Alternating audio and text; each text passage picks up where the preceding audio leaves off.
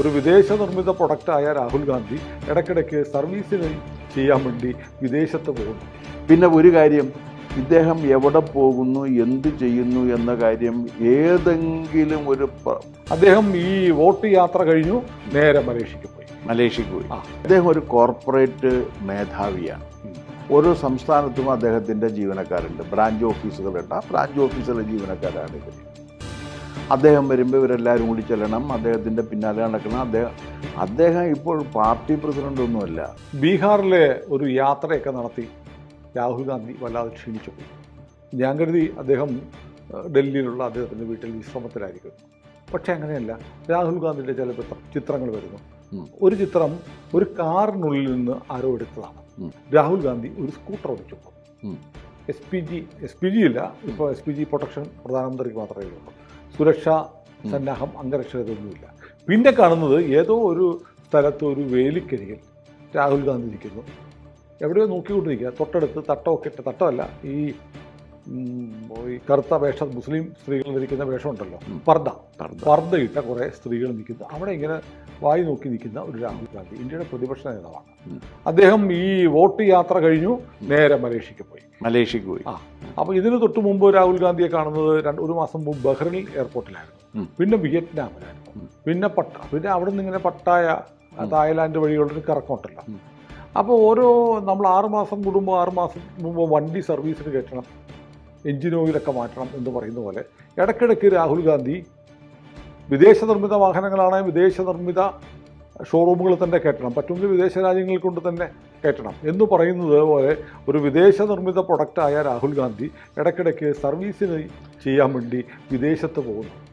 അത് മിക്കവാറും ചില രാജ്യങ്ങൾ, മലേഷ്യ, വിയറ്റ്നാം, തായ്ലൻഡ്, ഇന്തോനേഷ്യ തുടങ്ങിയ അമേരിക്കയിൽ പോകാറുണ്ട്.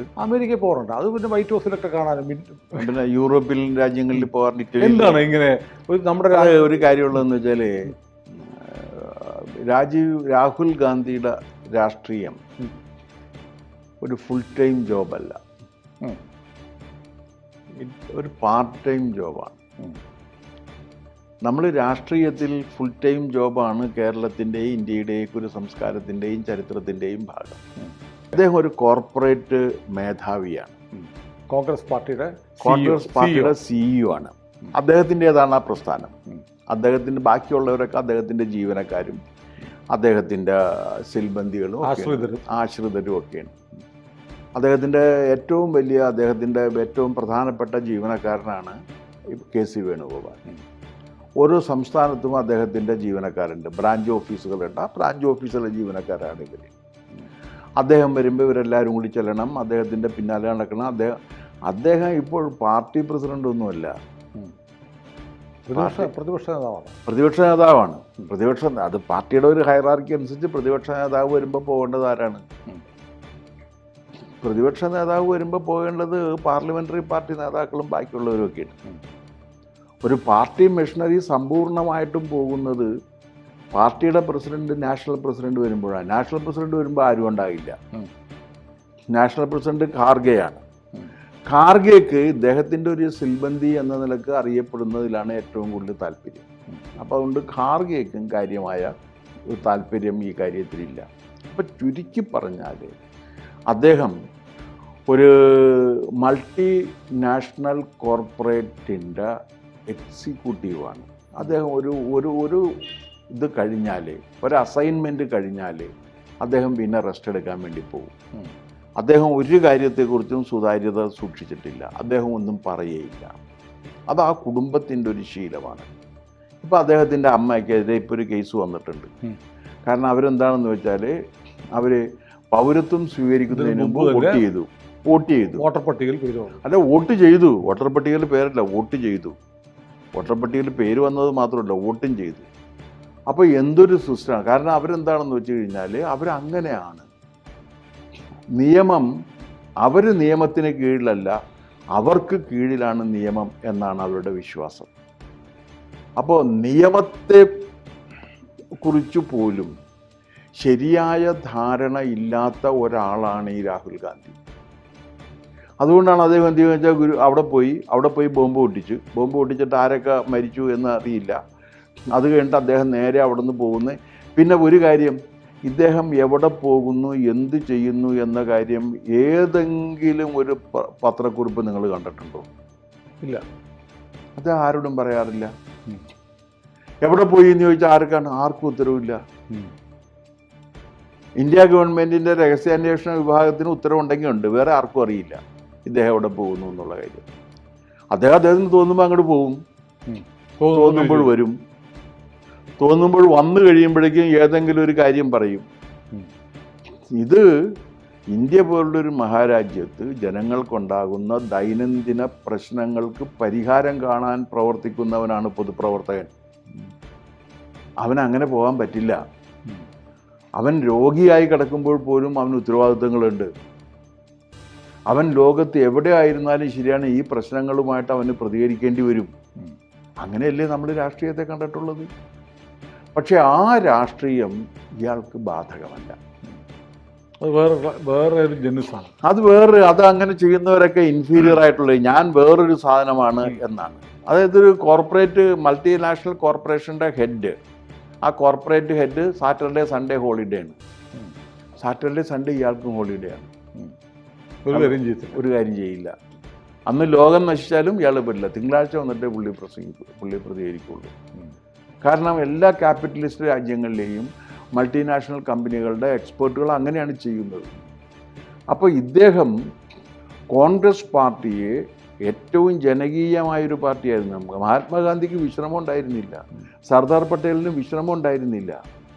പണ്ഡിറ്റ് ജവഹർലാൽ നെഹ്റു ആണ് ഇടക്കിടക്ക് പിന്നെ അവിടെ പോയിട്ട് വിശ്രമിക്കും, ഇവിടെ പോയിട്ട് വിശ്രമിക്കും എന്നൊക്കെ പറഞ്ഞത്. പക്ഷേ ഇന്ദിരാഗാന്ധി അങ്ങനെ വിശ്രമം അനുഭവിച്ചിട്ടുള്ള ഒരാളല്ല. ആ ഒരു പാരമ്പര്യം ഉണ്ടായിരുന്നു. എല്ലാ രാഷ്ട്രീയ പാർട്ടികളും അങ്ങനെയാണ്. ഇപ്പോൾ EMS ആയാലും കൊള്ളാം, നിങ്ങൾ ഏത് രാഷ്ട്രീയ പാർട്ടിയുടെ നേതാവിനെ എടുത്തു നോക്കിയോ, അവരെല്ലാം ഫുൾ ടൈം ജനങ്ങളോടൊപ്പം ജനങ്ങൾക്കൊപ്പം നിൽക്കുന്നവരല്ലേ.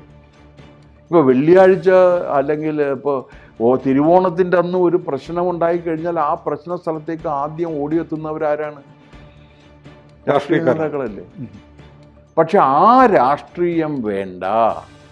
കോർപ്പറേറ്റിൻ്റെ രീതിയിലുള്ള ഒരു ഭരണഘടന അനുസരിച്ച്, കോർപ്പറേറ്റ് ഭരണഘടന അനുസരിച്ച് പ്രവർത്തിക്കുന്ന ഒരു ചീഫ് എക്സിക്യൂട്ടീവിൻ്റെ രാഷ്ട്രീയ പ്രവർത്തനം മതി എന്നാണ്. പക്ഷേ രാഹുൽ ഗാന്ധിൻ്റെ ഈ യാത്രയെക്കുറിച്ച് ഒരുപാട് ദുരൂഹതകളുണ്ട്.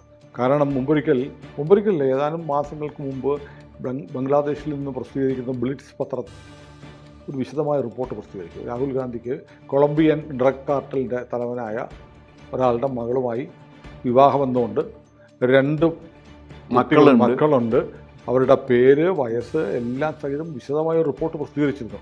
രാഹുൽ ഗാന്ധിയോ കോൺഗ്രസോ നിഷേധിച്ചിട്ടില്ല. അല്ല, ഇനി അത് അപ്പോൾ അത് ഞാൻ വേറെ ചോദിക്കട്ടെ, ബ്രിട്ടീഷ് പൗരത്വം നിഷേധിച്ചിട്ടുണ്ടോ? ഇല്ല. ഇറ്റാലിയൻ പൗരത്വം നിഷേധിച്ചിട്ടുണ്ടോ? ഇല്ലെന്ന് മാത്രമല്ല, ആ മറ്റേ ബ്രിട്ടീഷ് പൗരത്വ കേസിൽ 2 പുതിയ ഡെവലപ്മെന്റ് ഉണ്ടായി. കോടതി വീണ്ടും റീഓപ്പൺ ചെയ്തു. ആ പരാതിക്കാരന് പോലീസ് പ്രൊട്ടക്ഷൻ കൊടുക്കാൻ കോടതി പറഞ്ഞു. പിന്നെ ഇഡി നോട്ടീസ് അയച്ചിരിക്കുന്നു. പരാതിക്കാരൻ വിഘ്നേഷ് ശിശിർ വരിക, രാഹുൽ ഗാന്ധിയെ കുറിച്ച് കോടതി കൊടുത്ത ഡോക്യുമെന്റ് ഞങ്ങൾക്ക് എന്താ ക്ഷമാ ലംഘനമുണ്ടോ എന്ന് നോക്കാൻ പോകുന്നു. അല്ല, ഞാൻ പറയുന്നത് ഇവര് ഏതെങ്കിലും ഒരു കാര്യത്തിൽ അത് ചെയ്തിട്ടുണ്ടോ എന്നുള്ളതാണ്. നിങ്ങൾ എടുത്തു നോക്ക്, അവരൊന്നും ചെയ്യില്ല. അങ്ങനെ അവര് വിശദീകരണമില്ല. ഇയാൾ ക്രിസ്ത്യാനിയാണ്, വിശദീകരണമില്ല. ഉണ്ടോ? ഇല്ല. അയാൾക്ക് ഇറ്റാലിയൻ പൗരത്വമുണ്ട്, വിശദീകരണം ഉണ്ടോ? ഇല്ല. ഇയാൾ ക്രിസ്തുമതം സ്വീകരിച്ചിട്ട് റാവുൾ വിൻസി എന്ന പേരിൽ അറിയപ്പെടുന്നുണ്ട്, വിശദീകരിച്ചിട്ടുണ്ടോ? പക്ഷേ ഇയാൾ ബ്രാഹ്മണനാണെന്ന് പറഞ്ഞ് നിങ്ങൾ എങ്ങനെ ബ്രാഹ്മണനാകും എന്ന് ചോദിച്ച് വിശദീകരിച്ചിട്ടുണ്ടോ? ഇല്ല.